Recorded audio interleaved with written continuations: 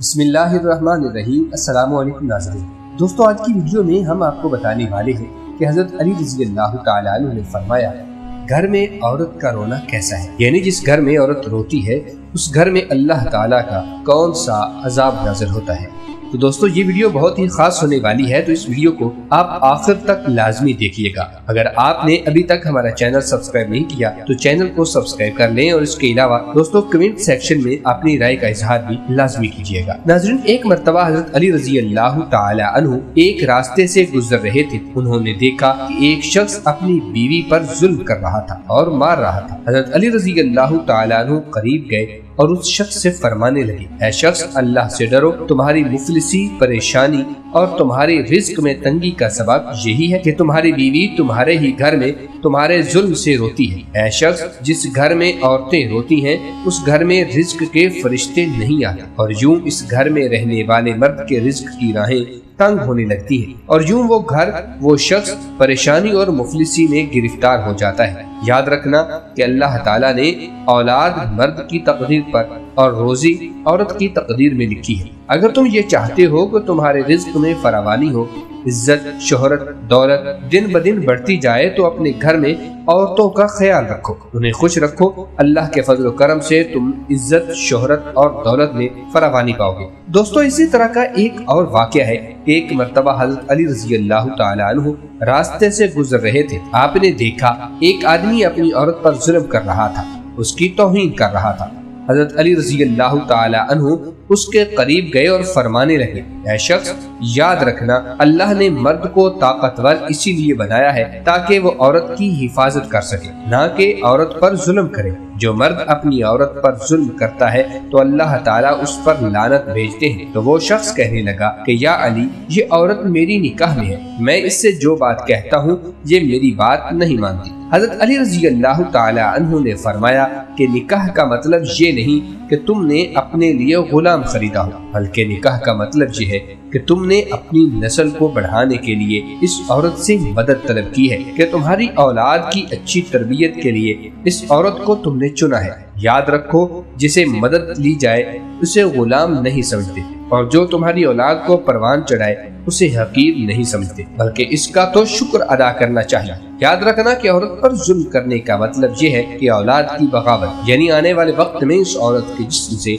जो तुम्हें औलाद नसीब होगी उसके वजूद में तुम्हारे लिए बगावत ही बगावत होगी। दोस्तों, अब हम आपको बताते हैं कि औरत की पहचान कैसे हो सकती है, यानी पाक, साफ और नेक औरत की क्या पहचान है। हज़रत अली रज़ी अल्लाह तआला अन्हु फरमाते हैं कि जब औरत अपने शौहर पर नाराज हो या गुस्सा करे तो उस पर उसे मोहब्बत से ये कहना चाहिए कि मैं तो पूरी जिंदगी अपनी तुम्हारे साथ बिताऊंगा। और याद रखना कि अपने घर की बुराई वो किसी के सामने न करे और अपनी औलाद की तरबियत ऐसे करे कि जमाना उस पर फख्र करे। याद रखना, इन खूबियों की मालिक नेक तरीन औरत है, यानी जिन औरतों में ये खूबियाँ होगी वो नेक औरत होगी और क़यामत में भी अल्लाह पाक उसे सुकून अता फरमाएगा।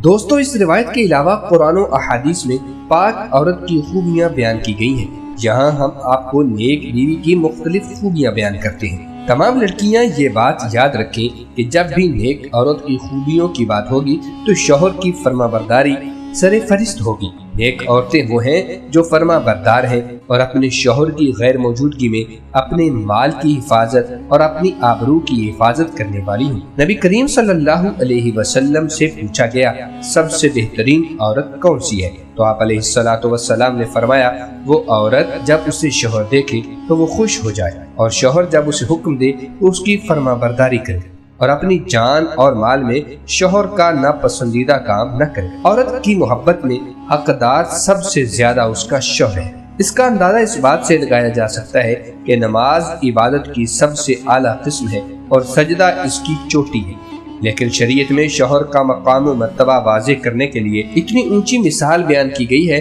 कि सैयदना अबू हुरैरा रज़ी अल्लाह तआला अन्हु से रिवायत है, नबी करीम सल्लल्लाहु अलैहि वसल्लम ने इरशाद फरमाया, अगर मैं अल्लाह ताला के सिवा किसी और को सजदा करने का हुक्म देता, तुम्हें बीवी को अपने शौहर को सजदा करने का हुक्म देता।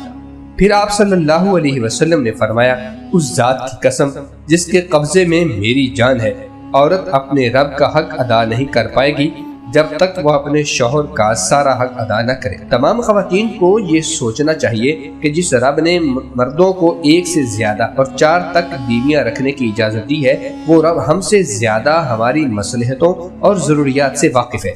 ये बात भी दुरुस्त नहीं कि सिर्फ उसी मर्द को दूसरी शादी करनी चाहिए जिसकी अहलिया बांझ हो या किसी खतरनाक मर्ज में मुब्तला हो जाए। ऐसा नहीं, बल्कि अल्लाह ताला ने हर मर्द के लिए जो 1 से ज्यादा बीवियों के हकूक अदा करने की इस्तिताअत रखता हो, उसे आम इजाजत दी है। लिहाजा जो ख़वातीन मर्दों के दूसरे निकाह में रुकावट डालती हैं, उन्हें अल्लाह ताला से डरना चाहिए।